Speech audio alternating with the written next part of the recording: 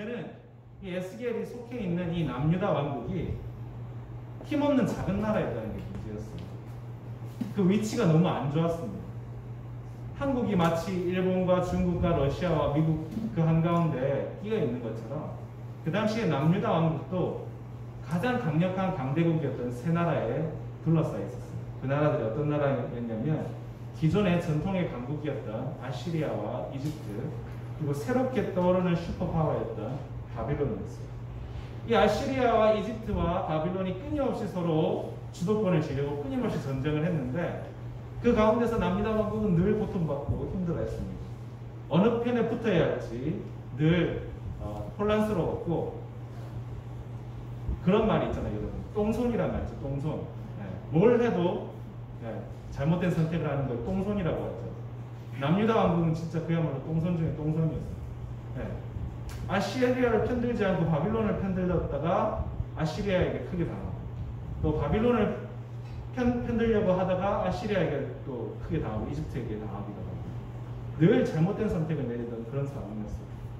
그래서 결국은 전도 유망하였던, 모든 사람들에게 기대를 받고 출세가 보장되어 있었던 이 에스겔이 꿈을 이루기도 전에 예루살렘과 이스라엘 왕국은 결국 어떻게 됩니까? 바빌론에 의해서 점령당하고, 그리고 성전이 있었던 예루살렘도 파괴를 당합니다. 세 번에 걸쳐서 바빌론이 크게 이 남유다 왕국을 쳐들어오는데, 에스겔 같은 경우는 2차 침공 때 포로로 잡혀서 바빌론으로 강제로 끌려가게 됩니다. 그런데 이렇게 포로로 끌려갔어도 에스겔은 희망을 놓지 않았어요. 하나님께서 내 나라와 내 민족을 회복시켜 주실 것이라 생각하고 포로로 끌려온 그 바빌론에서 기다렸어요. 희망이 끈을 놓지 않고, 하나님께서 결국은 나를 고국으로 돌아가게 해주실 것이다 하고 믿고 참고 기다렸는데, 그 결과가 무엇이었을까요?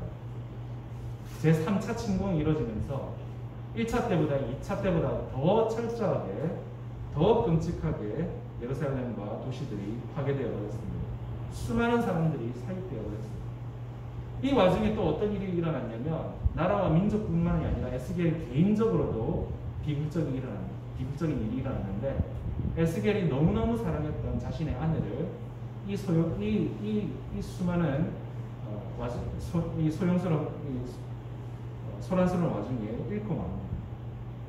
이런 잔인한 현실 가운데 에스겔의 환상 중에 우리 하나님께서 오늘 본문에 기록된 것처럼 나타나셨습니다.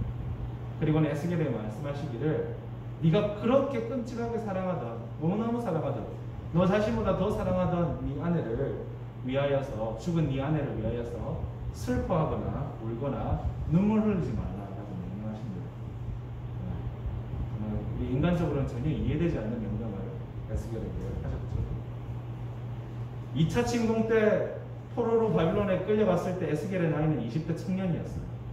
그런데 그렇게 15년이 흘려서 이제 40대가 되었을 때, 이제 나라도 잃고 민족도 잃고, 또 당연히 자기가 올랐어야 될 지위도 잃어버리고, 이제 심지어는 가장 사랑했던 유일한 가족이었던 아내까지 잃어버린 이 에스겔. 여러분이 에스겔이라면 어떤 상황일까요? 아무런 꿈도 희망도 미래도 없는 그런 상황이었죠. 가장 절망적인 상황이었죠. 그런데 이건 꼭 에스겔만이 아니었어요. 에스겔뿐만이 아니라 그 당시 모든 남유대 이스라엘 민족들이 다 이런 상황이었어요. 꿈도 희망도 미래도 없는 상황이었습니다. 여러분, 포로로 1차, 2차, 3차 때 포로로 3번에 걸쳐서 바빌론으로 끌려간 사람들에게 이 사람들이 노예 생활하면서 포로 생활을 하고 있었을 때, 바빌론 사람들이 잔치를 벌리면서 이 유대인들에게, 이스라엘 민족에게 시킨 게 있어요. 그게 뭐냐면, 야, 니네 노래 한번 뽑아봐. 노래 한번 불러봐. 라고 했습니다. 니네가 그 불렀다는 시온의 노래라고 불러봐.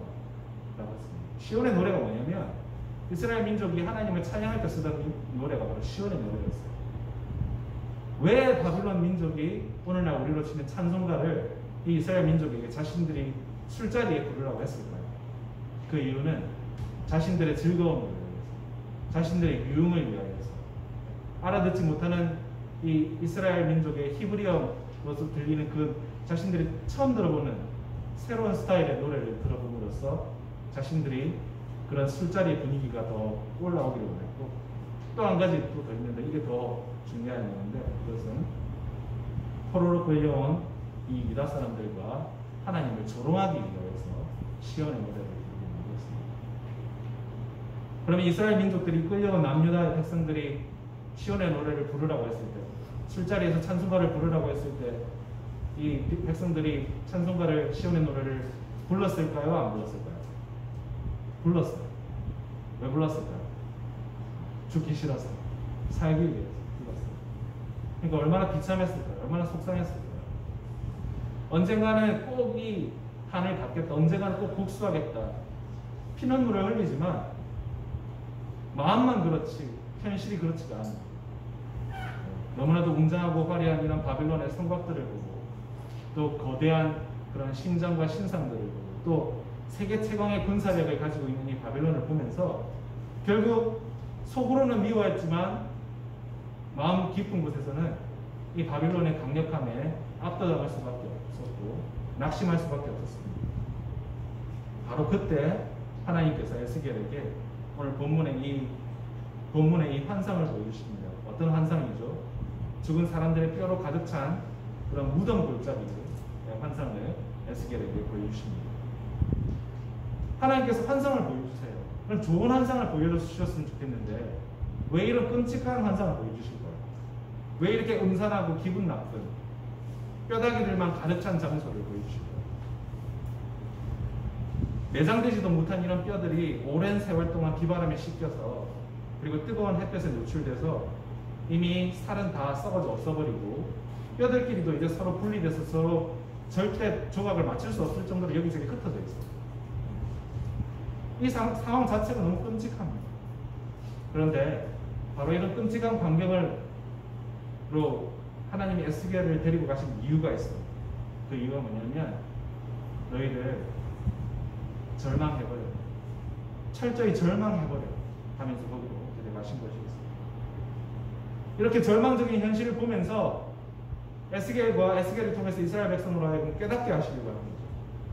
이 상황은 너희들의 힘으로는, 인간적인 힘으로는 아무것도 할 수 없는 불가능한 상황. 너희는 할 수 있는 게 없어. 그러니까 철저히 절망하도록 해 하고 일부러 그런 것으로 데려가신 것입니다. 여러분, 우리 인간을 만드신 우리 하나님께서는 우리 자신보다 우리 더 잘 아시는 분이에요. 그래서 우리가 얼마나 고집이 세고 완고한 존재인 줄 아시나요? 우리가 얼마나 교만한 존재인 줄 아시고, 우리가 이렇게까지 됐어도 우리가 끝까지 우리 뜻을 내려놓지 않고 항복하지 않을 것이라는 사실을 아셨어요. 우리는 상황이 아무리 최악이 돼도 항상 나 스스로에게 잘못을 찾지 않고 남을 탓하고 또 상황을 탓하고 심지어는 하나님을 탓하는 존재가 바로 우리 인간이라는 존재입니다. 하나님의 심판을 받아서 이렇게 완전 철저하게 멸망당해버렸어요. 이렇게 포로로 끌려왔음에도 불구하고 여전히 이 백성들은 이 모든 일들이 자신의 죄 때문이라고 생각하지 않고 회개하지 않았습니다. 그래서 하나님께서 에스겔에게 이렇게 마른 뼈가 가득 차 있는 이런 골짜기의 환상을 주신 이유는 깨달으라는 거예요. 이 모든 일들이 일어난 이유가 바로 너희 자신 때문에 일어난 일이라는 사실을, 그리고 너희들로서는 아무것도 할 수 없다는 사실을 깨닫게 하시려고 이렇게 끔찍하고 잔인한 환상을 허락하여 보여주신 것입니다. 이제 깨달았느냐는 것이죠. 에스겔아, 그리고 이 이스라엘 백성들아, 너희 힘으로 너희 인생을 살려고 할 때 결과가 무엇이냐? 결과는 이런 비참한 뿐이다라는 거죠. 너 자신에 대해서 철저히 절망하고 너희들이 항복할 때, 그리고 내게 진심으로 나아올 때 내가 너희를 회복시켜 주리라 하는 메시지인 것입니다. 여러분, 우리가 오해해서는 안 되는 게, 에스겔에게 이런 환상을 보여주신 이유가 에스겔로 하여금, 이미 비참한 에스겔로 하여금 더 비참하게 하시려고 이런 환상을 보여주신 게 아니에요. 에스겔로 하여금 영원히 절망해서 벗어나지 못하게 하시려고 이런 환상을 보여주신 게 아니라는 겁니다. 새로운 시작을 하기 위해서 이렇게 끔찍하고 절망스러운 상황을 환상으로 보여주신 것이라는 겁니다. 죽음의 현장에서 새 생명을 주시려는 것이죠. 3절 말씀 다시 한번 보도록 하겠습니다. 3절 말씀입니다. 그가 내게 이르시되 인자야, 이 뼈들이 능히 살겠느냐 하시기로 내가 대답하되 주 여호와여, 주께서 아시나이다. 여러분 상식적으로 뼈가 살아난다는 건 말도 안 되는 소리죠. 그냥 뼈도 아니죠. 여기는 막 죽은 사람의 뼈도 아니고 살이 붙어있는 그런 뼈도 아니고 바짝 말라서 사방으로 흩어져서 뼈 조각조차 맞출 수 없는 그런 뼈 조각들이에요. 이런 뼈 조각들이 어떻게 다시 살아나겠습니까? 그런데 하나님은 다 방법이 있으시다고 말씀하십니다. 에스겔이 이렇게 대답하고 있어요. 여호와여 주께서 아시나이다. 무슨 말입니까? 저희는 아무것도 할 수 없습니다. 그렇지만 하나님께서는 하실 수 있습니다. 여러분 에스겔의 이런 솔직함이 목사님이 이 말씀을 준비하면서 너무 마음에 와닿았어요. 얼마나 미래가 불확실하고 스스로가 무능력하게 느껴졌으면 저는 아무것도 할 수 있는 게 없습니다. 하나님만 하실 수 있습니다. 라고 대답했을 거예요. 그런데 이것은 비단 에스겔만의 상황이 아니라 여기 있는 우리 모두의 상황이기도 합니다. 여러분 전 세계가 지금 코로나19의 그런 광풍으로 인하여서 모든 면에서 너무나도 어려운 가운데 있습니다. 확진자들과 확진자들 중에 또 사망자들과 이런 숫자들 뿐만이 아니라 실업률도 엄청 올라와 있고 실업률이 앞으로 더 오를 거예요. 개인이나 기업이나 나라들이 곳곳에서 파산할지도 모르겠습니다. 어른들의 입장에서도 아무런 미래지만 여러분들도 어른들 못지않게 아마 불확실한 미래 때문에 힘들 것 같아요. 지금 꽤 오랜 시간 동안 매일 등교하지 못하고 꽤 오랜 시간 동안 지금 비대면으로 여러분들께서 원격 수업으로 지금까지 수업을 해왔잖아요. 정말 상상하지 못할 정도로 꽤 많이 학생들마다 같은 학년이라도 어떤 교육의 편차가 꽤 심할 거라고 이미 교육부라든지 전문가들이 예상하고 있죠. 아마 여러분들도 그 사실을 알기 때문에 많이 불안할 거예요. 그리고 그것 때문에 고민 중일 거예요. 어른들이나 여러분들이나 여러분 이 시대를 사는 모든 사람들이 다 오늘 본문에 나오는 그런 에스겔들입니다. 당장 우리 눈앞에 왔을 때 마른 뼈밖에 보이지 않는 골짜기 한가운데 서 있는 그런 부정적인 상황이고 비관적인 상황밖에 보이지 않는 그런 현실입니다. 그런데 여러분 오늘 우리가 함께 읽은 이 본문 37장에 보면 하나님께서 그런 에스겔들에게 그리고 또 저와 여러분들에게 3절, 5절과 6절과 9절에 3번에 걸쳐서 우리에게 계속해서 반복하시면서 우리에게 강조하시는 말씀이 있어요. 이게 뭐냐면 너희가 살리라. 너희가 살리라. 너희가 살리라. 너희가 결단코 살리라. 라고 5절, 6절, 9절에 걸쳐서 3번에 걸쳐서 우리에게 약속하고 계신다는 사실입니다. 이렇게 너희가 살리라 라고 3번 말씀하셨더니 어떤 일이 벌어집니까? 흩어진 뼈가 모여서는 제자리를 찾아서 붙기 시작했어요. 그리고 거기에 힘줄이 붙고 살이 입혀지고 가죽이 덮이면서 제 형태를 이루고 온전한 사람으로 회복되어집니다. 이 일이 어떻게 가능했냐? 오늘 우리가 함께 보시는 5절 말씀을 보면 이렇게 기록되어 있습니다. 내가 생기로 너희에게 들어가게 하리니 너희가 살리라. 생기가 들어가. 하나님께서 그 죽은 뼈들에게 생기가 들어가게 하셨다고 기록되어 있습니다. 여기서 말하는 여호와 하나님의 생기가 무엇일까요? 그 생기는 바로 삼위일체 중에 한 분이신 성령님이 바로 여호와 하나님의 생기입니다.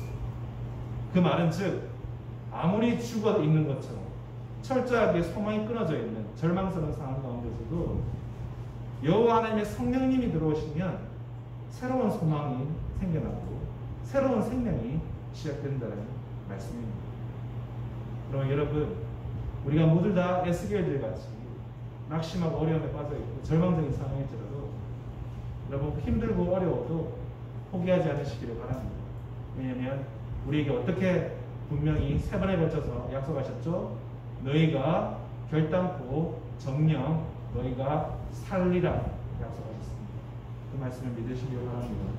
그리고 여러분 우리가 결단코 이렇게 정령 우리가 살리라라는 이 약속 그대로 우리가 살아지려면 반드시 필요한 게 있죠. 그게 무엇입니까? 여호와의 생기가 우리 안에 들어와야 합니다. 여호와의 생기는 다시 한번 말씀드리지만 우리 삼위일체 하나님이신 성령님이 우리 안에 들어오시면 우리가 새 생명을 얻고 살아날 수 있습니다. 여러분, 여러분의 중심에 모든 상황 가운데, 모든 삶의 순간마다 성령님께서 여러분 삶의 중심 가운데 자리 잡으시고 여러분의 삶을 온전히 그분께 맡겨서 깨달으시길 바랍니다. 내 뜻대로 사는 삶은 결국 이런 바빌론 포로 생활과 또 마른 뼈 골짜기가 될 수밖에 없다는 사실을 기억하시길 바랍니다. 여러분들께서 하나님께 의지하고 하나님께 의뢰하고 또 믿고 맡길 때 성령께서 여러분들 가운데 들어가셔서 죽은 뼈가 다시 살아나듯이 여러분을 회복시키시고 여러분을 온전히 이끄실 줄로 믿습니다. 그리고 멸망한 나라가 회복되었어요. 이스라엘 민족이 다시 회복되었습니다. 여러분들도 하나님께서 불확실한 미래를 확실한 빛 가운데로 하나님께서 이끌어 주실 줄로 믿습니다.